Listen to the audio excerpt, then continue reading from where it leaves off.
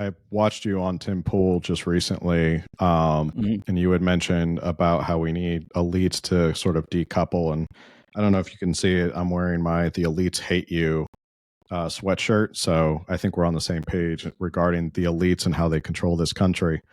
Um, Yeah. I so call them running the for subversive elites. Yeah, yeah, subversive elites. Yeah. subversive elites. That's a good way to put it. But they certainly the elites don't like us, and they definitely want to do everything they can to control us. But Mhm. running for president as a libertarian, Mhm. I'm sure you hear a lot of the criticism. I get it as well when if I bring a libertarian on or something, they say, "Oh, they don't have any chance to win. Why do you care?" Mhm. Um, Mhm. Explain to the listeners why it's so important that there is a libertarian president candidate out there on the trail talking about stuff.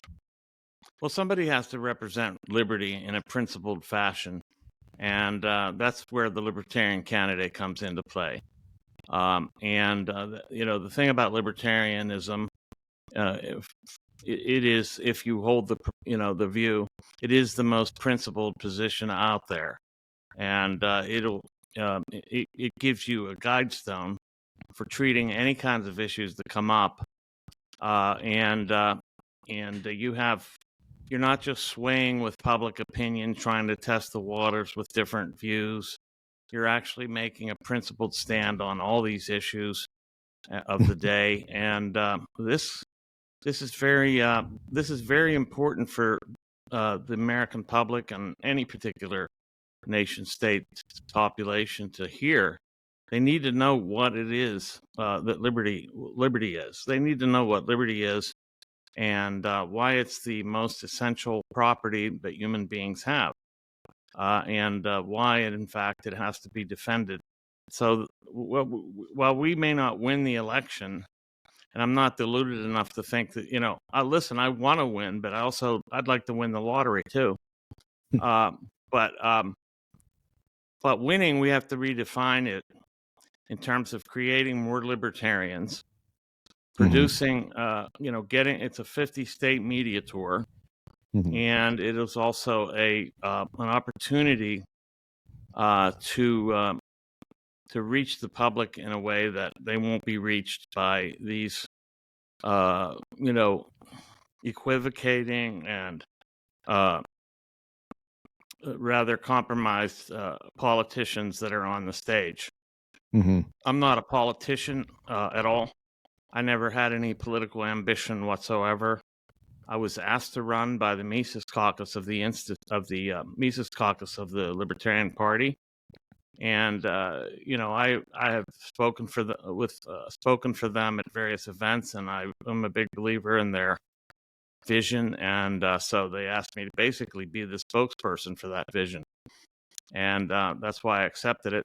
And I'm running on a campaign of decentralization, localization, wresting power from the federal government and vesting it in the people at the local level.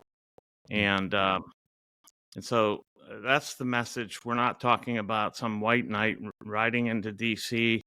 and fixing everything like every other candidate is promising. In fact, most of the libertarian candidates are promising that.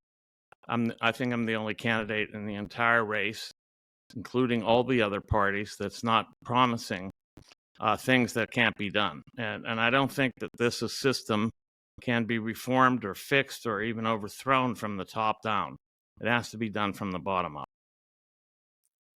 That's actually a perfect segue because that was going to be my next talking point and my next topic. I read your essay about two nations, and The two nations. we've I mean we've talked about it on our podcast, not nearly as eloquently as you've put it in your essay. And I urge any of my listeners go to michaelrectenwald.com, check it out. It's a great essay. Thank you. You dive into sort of the difference between globalism versus localism. And Yeah. we've talked about on this program, especially regarding California. California is an enormous state, 40 million people, 58 counties. I mean, the thing could be run like its own country, like its own mini United States. And when you talk about the difference between San Diego County and Butte County or Inyo County, I mean, they're vastly different with different peoples and heritages and culture. And to think that Sacramento can rule over all 58 of these counties that are so diverse, Yeah, you kind of step back and go, well, this is ludicrous. Like, it is. there should be more power in the counties, in the cities. And I think we saw a little bit of that in COVID, where people started to wake up and go, what are my county supervisors doing? Why are they instituting these COVID mandates? Or we had a mayor here in San Diego County, Bill Wells of El Cajon, who basically said, look, I'm not listening to Gavin Newsom. I'm not going to send the police to enforce any of these business lockdowns. If any of these businesses want to stay open, I'm not going to be the one to punish them. And that sort of local protection is a great example of how localism can push back on centralized power. Hmm.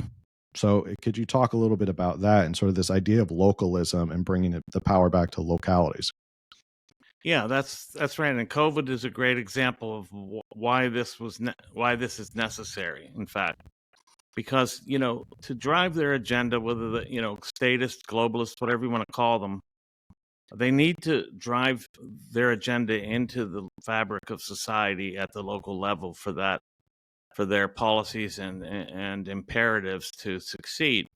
And likewise, if these things can be resisted at the local and individual level, then their policies fail, and their draconian measures, as under COVID, fail.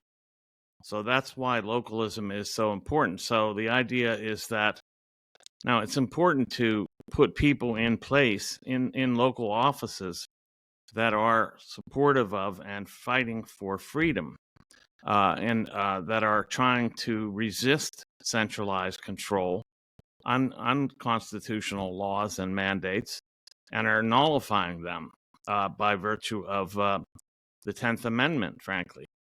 And so it's necessary. So even at the local level, I will say there is a lot of. I think I just saw an article in the New Yorker, which I don't really often read, but somebody pointed it out to me, and it was about how there really isn't that great of a difference between the rural communities and the cities, the urban centers, in the sense that in both places there's status, every bit as compliant and complicit with the federal state as in the urban centers. So that's why it's important to get the right people into these positions, so that Mhm. look, they're trying to drive Agenda 2030 and Agenda 21 into the local communities to have the kind of policies that these globalists would have us adopted at the local level. So we need to have people in there that resist these things, and that vote against them, that vote to nullify, and to, as your mayor did, simply to refuse the dictates that they're dishing out, and to be aware of what the agenda is that they're trying to resist too. So that's all very